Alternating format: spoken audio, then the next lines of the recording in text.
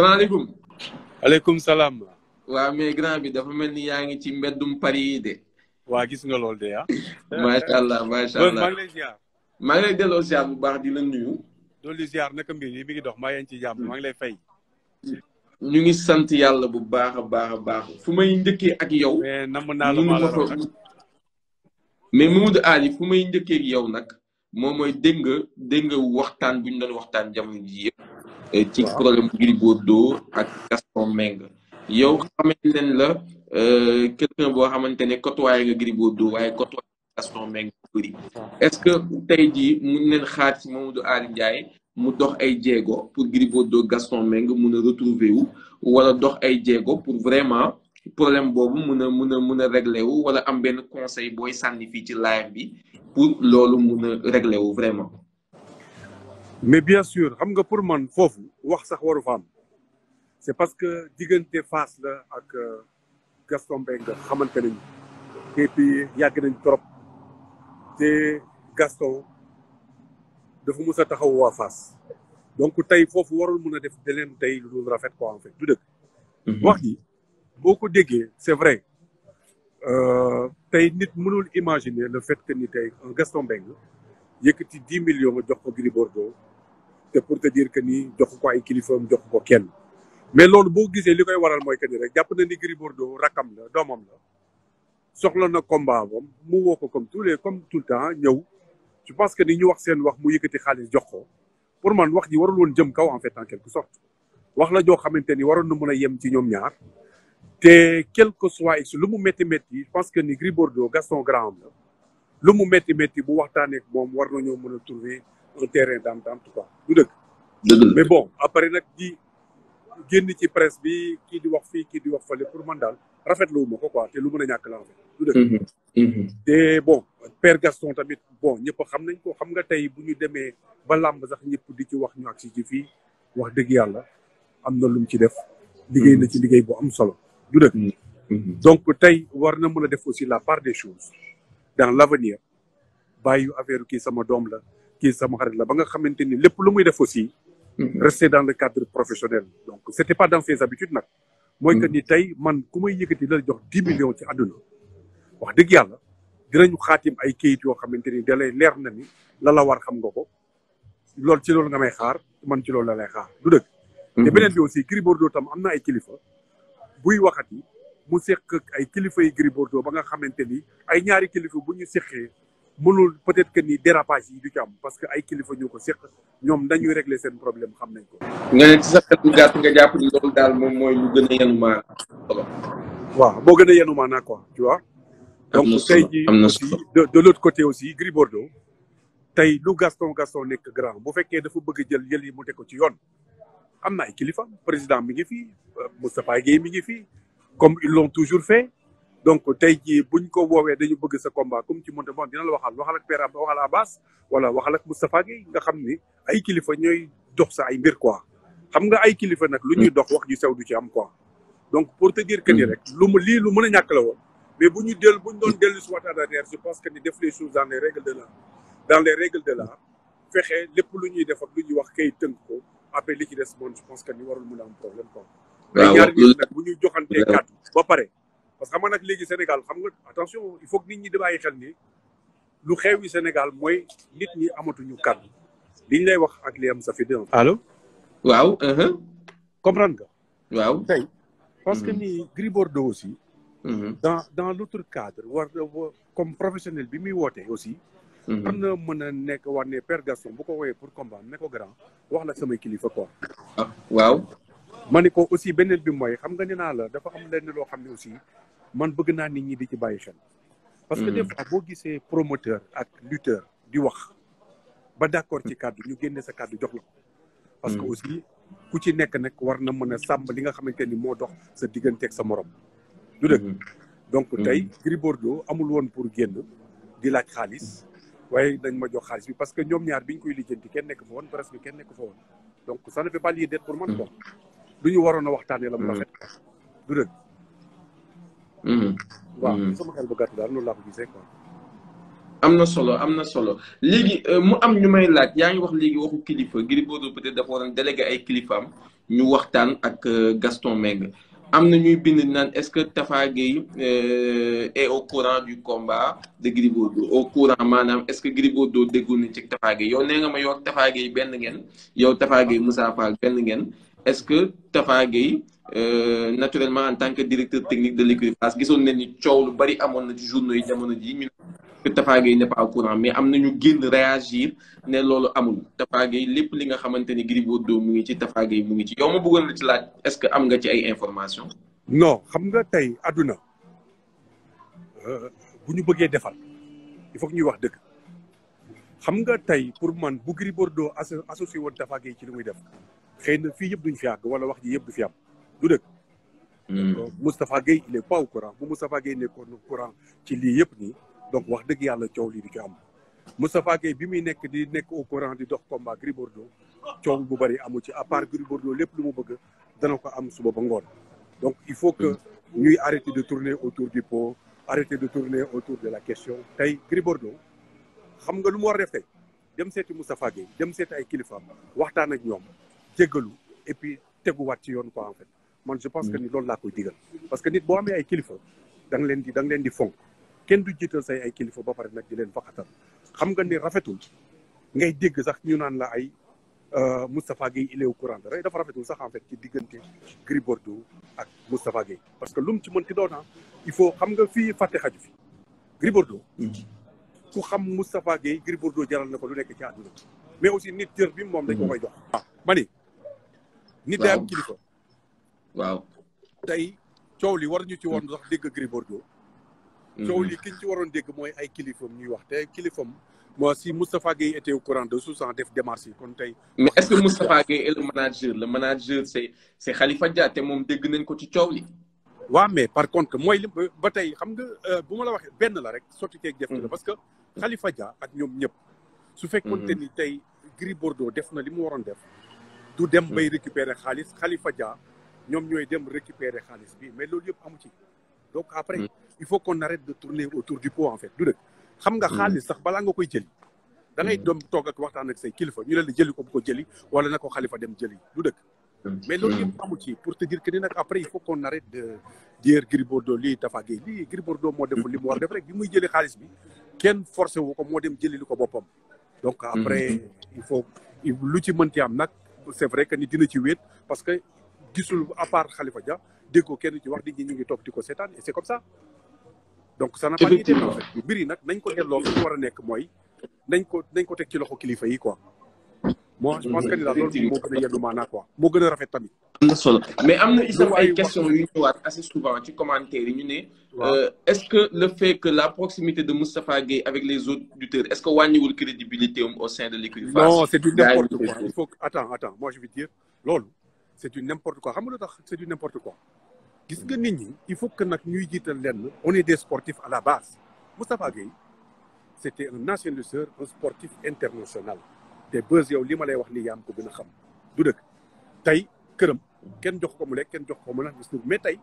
yàlla moo def le monde de la lutte bu bëgg Moustapha Gueye xëy na proximité li ci boo ci dégg ñuy teewaa rek c'est son proximité contre Balla Gaye doomam la rakkalam tey su ko conseiller wala mu jàppal ko c'est son rôle comme ni mu koy defee keneen ak keneen mais tey nit ku ci nekk day am cër ci doomu aadama Gris Bordeaux cër bi mu am ci Moustapha Gueye doomu aadama mënu ko dindi doomu aadama amul place boobu ci Moustapha Gueye après il faut réfléchir il faut rester à sa place en disant que ni tey kii moomu ma ko tey il a le droit de vivre mais am na ay priorités point final Moustapha Gueye attention loo ci mënti gis nag nit la koo xam te ni il est honnête il est sincère il mange pas ses mots du rek mais li mu war a def mi ngi koy def en tant que un bon Sénégalais c'est man tamit c'est comme ça que je fonctionne et c'est comme ça que aussi un autre sportif fonctionne c'est pas parce que nekk naa diw rek waruma jàppali comme ça c'est du n'importe quoi te adduna bi budul dara jàppalante suturante la moo fi nekk du dëgg mais bu ñu dee intérêt am nañu naan làmb dafa xaw a fiir non loolu làmb dafa war a xiir nit ñi ñoo ko def seen bopp dafa xaw a fiir non fiir bi mooy loolu nit ñee ko def seen bopp yi rek xam nga nit moom loo def sa bopp rek daanaka loolu ngay gis quoi il faut que nit ñi di génne yooyu seen bopp tant que génnewuñ yooyu seen bopp nag yi ab genre détail yu mel noonu nag mooy yàq làmb ji. mais gars yi nee nañu puisque Tafa Gueye est le directeur technique de l'écurie Fass il est engagé quoi c'est pas comme une personne morale c'est pas comme naka laa ko mën a waxee un président d'honneur yu mel noonu c'est le directeur technique il fait partie. même écoute-moi même su fekkente ni c'est le directeur de technique de Fass loolu dañ ko kenn mais en dehors de directeur technique il est quelqu'un d'autre boo xamante ni tey dans le monde de la lutte ñëpp ko soxla du dëgg. donc tey nee naa la li fi coow li rek mooy boo déggee gars yi di def allusion ci loolu c'est juste coow li ngeen fi déggoon par exemple loo tax gars yi bëgg ko diaboliser bëgg ko catégoriser et c'est des choses qui n'ont même pas lieu d'être nit ñi pour man war nañoo sax di wax la parce que loolu mooy jaxase àdduna bi loolu moom mooy tas lépp te loolu pour man ça n'a même pas lieu d'être en fait. du dëgg bëgg a catégoriser di diaboliser benn nit et c'est pas ça la vie. yow mbër fii bu mu ci mënti dina toog koo xam ne bokkuñu écrit bokkuñu dara loolu c'est fréquent. waaw noo gisee sama combat bi du ma war a def nu ma war a préparer woo nangam ak nangam ñu dimbali ci xel ak xalaat et c'est ça la vie ah ce n'est rien d'autre que ça leneen loo fi gis rek nit ñee ko fay mettil di ci yokk loo xamante ni amuñu di image loo xam ne ay nit nag bu ñu gisee ay nit ñuy ànd dañ ko war a defar mu gën a rafet mais duñ ci wax lu koy yàq wala lu koy des wala di diaboliser doomu aadama ci yoo xamante ni yu mën a ñàkk la quoi du dëgg te Moustapha Gueye dëkkul foofu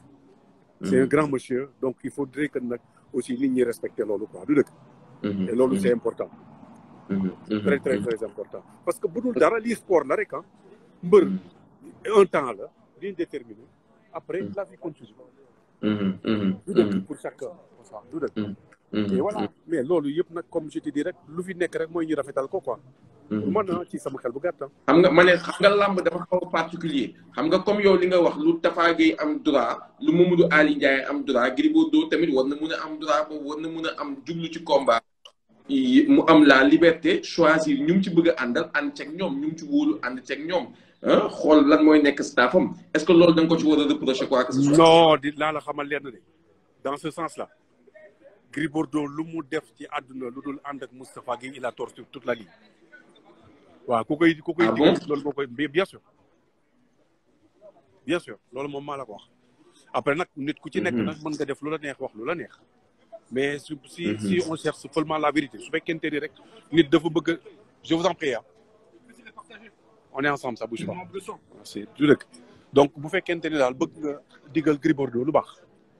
ak li koy avancé loolu nga koy digal waaw yow daal loolu nga gis fu mu toll daal jàpp nga ni Gris kon bu àndul ak Balla Gaye bu àndul ak Moustapha Gueye ci digganteem ak Balla Gaye de il a tort sur toute la ligne loolu Gris Bordeaux dina ci tontul boppam incha allah dinañ ko dégg waaw il a tort sur toute la ligne ci wax exactement mais bu ma jógee ci aspect Gris Bordeaux Gaston Mbengue Gris Bordeaux ak ni nga koy waxatee ak Moustapha Gueye coowal làmb jeexagul ñu ngi gis ni que jamono ji ñu ngi naan CNG bu bees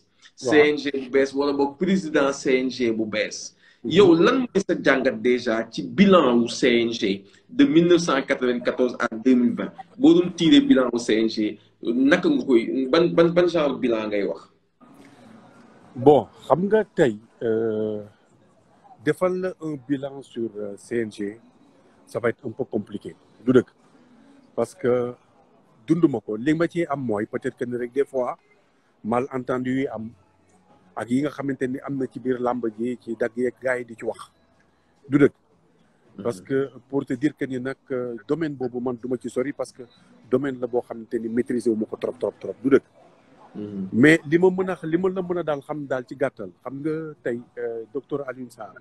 en tant que président tey wax dëgg yàlla làmb def na ci yu am solo am na fu mu jëlee làmb am na fu mu ko yóbbu wax dëgg yàlla et puis di ko remercier ci loolu xam nga ne nag tey bu toogee ba ñu naan nag docteur Alioune Sarr day dem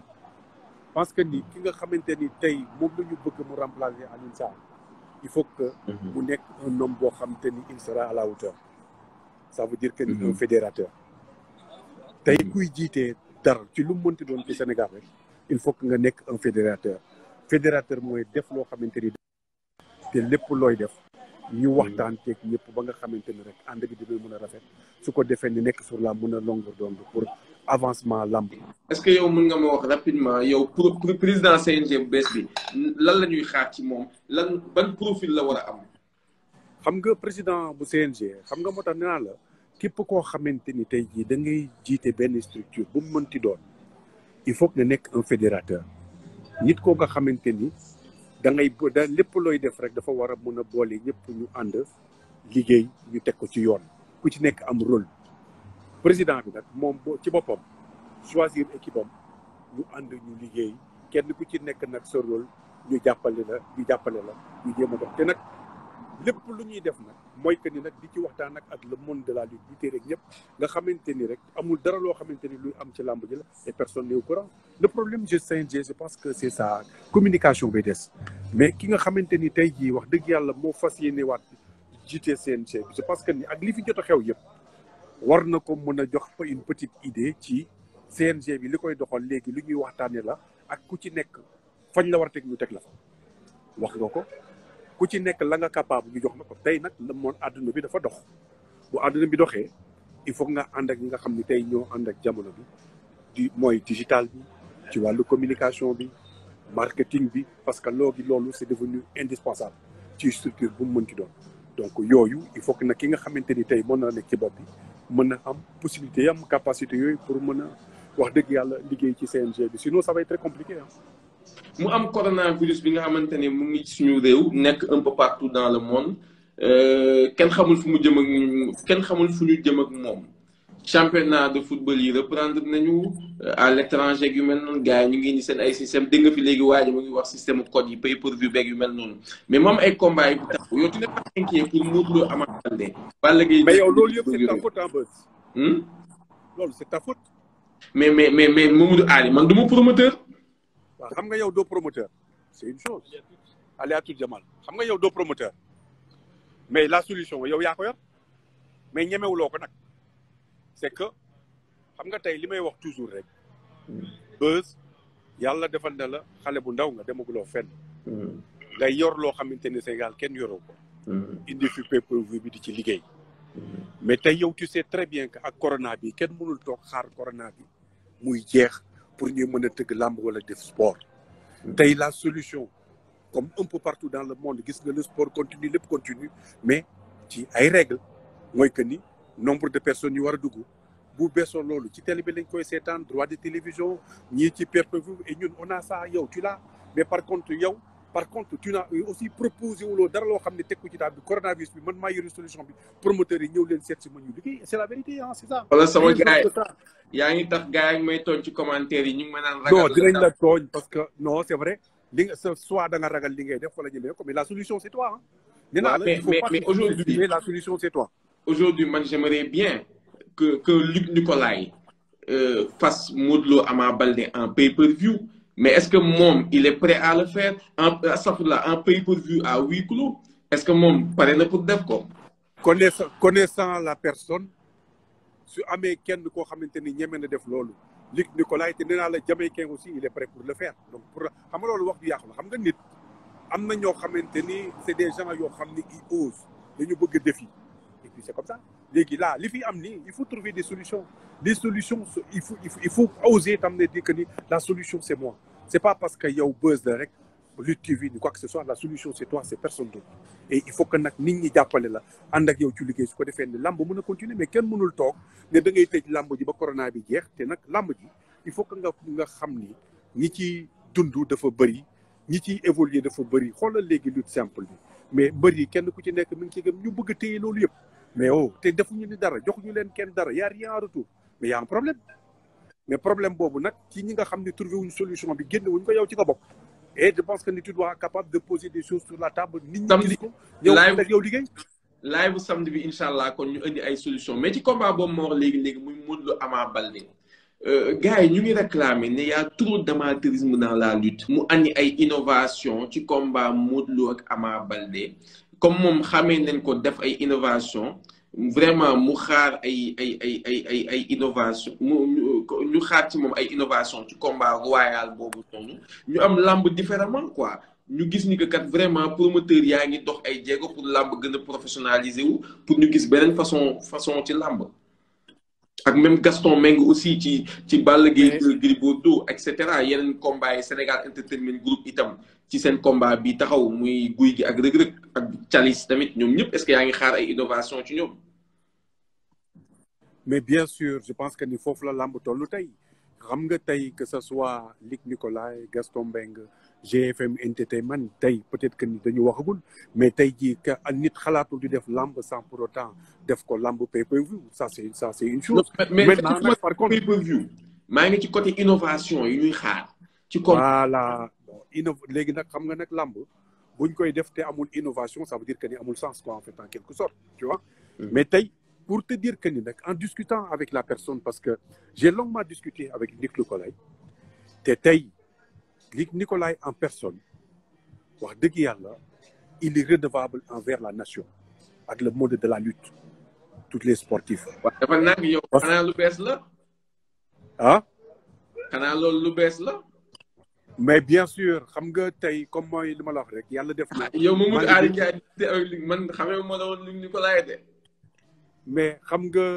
bon xam nga lenn rek bon war na mën a tax rek que ni tey jii si tu n'as même pas te poser la question xam nga nee naa la Moustapha Guèye sama doomu ndey la. lu yendu ci man fanaan ci moom. te xam nga ni Luc Nicolaï affaire am yëpp Moustapha Guèye moo ko yor du dëgg. donc xam nga man lu mu bon def naa Dakar 6 mois. et 6 mois yooyu ma nekk ak Moustapha Guèye semaine bi dina ci dem ñaari yoon Saint-Louis wala benn yoon Saint-Louis su demul un mercredi dina dem un vendredi samedi week-end bi mu ñibbi si waat du dëgg. pour wax la donc pour te dire que ni loolu wax ju yàqu la en fait en quelque sorte tu vois. donc yow ñu ko école ci comme ñii di ngi waxtaan mais est-ce que kon yéen parce que gars yi loolu yow mën naa la laaj. gars yi dafa yàlla dafa dogal sax comme par hasard billaay wallaay taalaay comme par hasard xoolal journal bi ma yor sama kanam. journal suñu làmb la. ñu ngi ne Luc muet. waaw Luc muet sur Modou Lo Ama Baldé 1 mois après sa libération. waaw yow muy waxtaan ak Luc Nicolaï est-ce que mën nga ñu wax lan moo nekk ci xelam lu tax dégguñu ko boobu ba léegi mu communiqué ci combat Modou Lo ak Ama Baldé.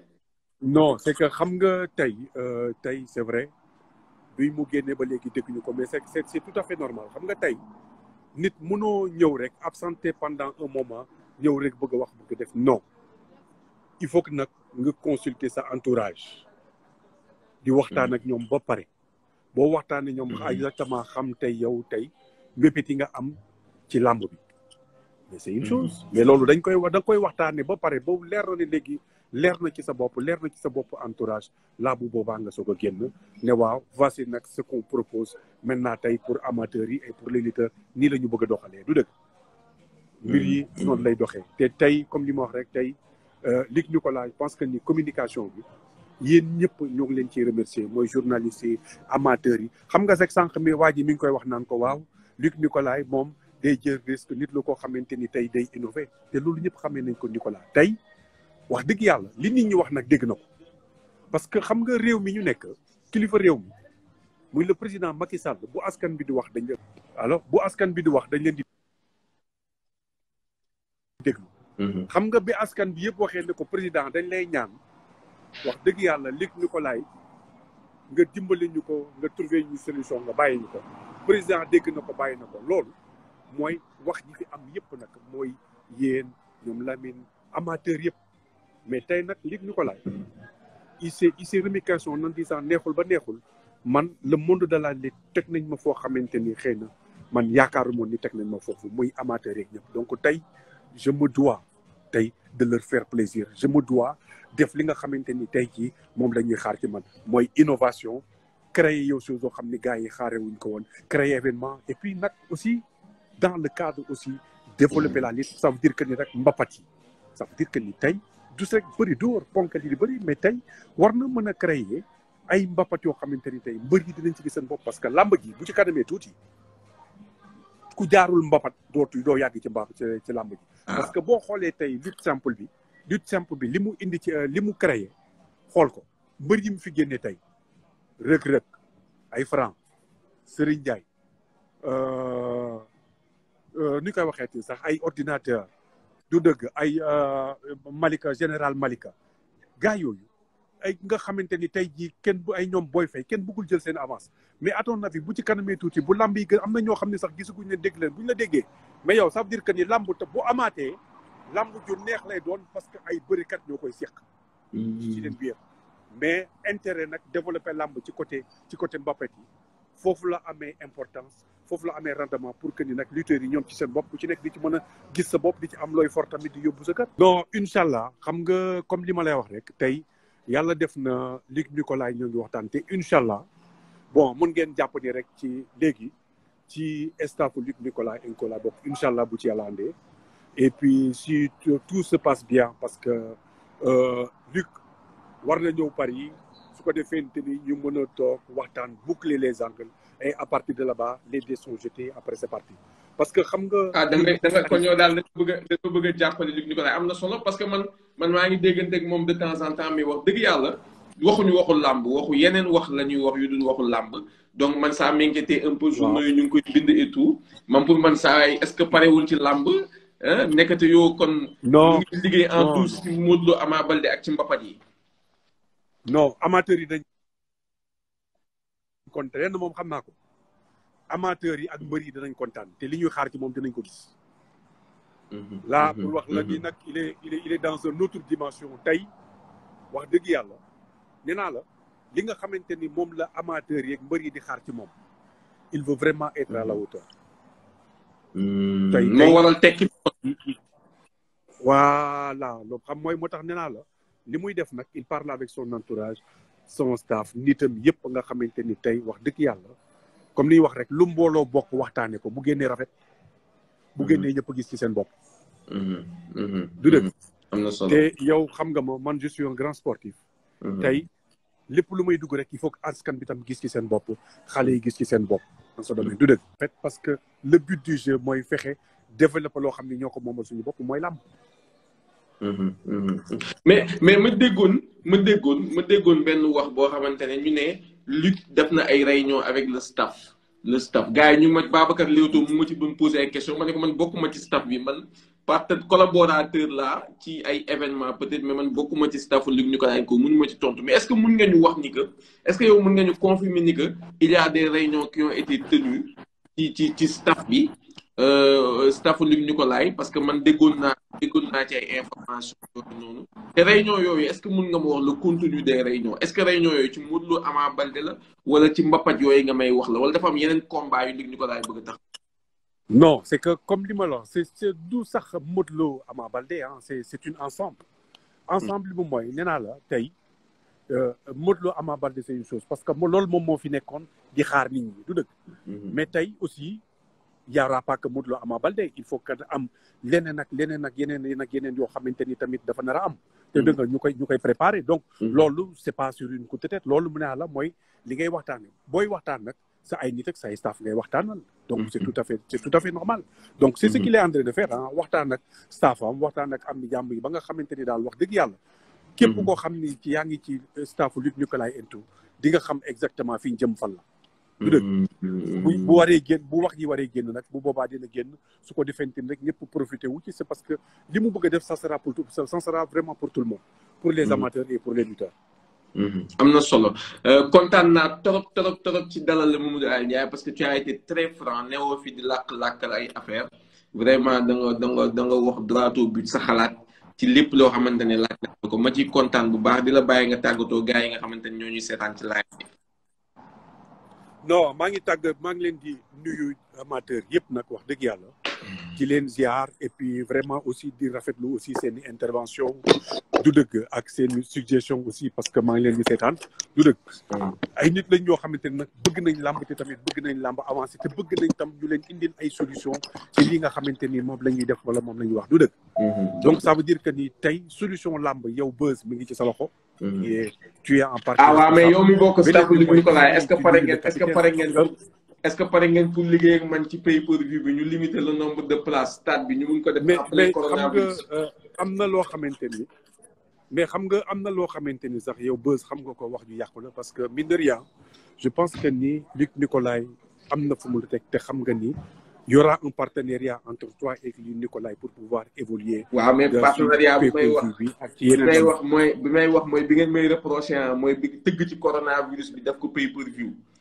limiter le nombre de places. Mais par contre mais Lamine su fekkee dégg ma naan la Lamine sax bu fekkente ni loolu amul ça veut dire que ni après partenariat bi amul chance il y aura des propositions mais comme li ma la wax rek lépp rek toog waxtaan la trouver une solution pour que pour mën a évoluer ensemble pour que mu leer ci bopp ñëpp su dëkk inchallah am na et solo puis de l'autre côté il y a pas que Luc Nicolaï parce que aussi naa la wax ni Jamaïcain aussi tey ren bu saison bi ubbee moom it par contre bëgg na tëgg làmb huis clos ak le pay-per-view xale la bëgg na ko c'est vrai il a beaucoup de qualité ce jeune là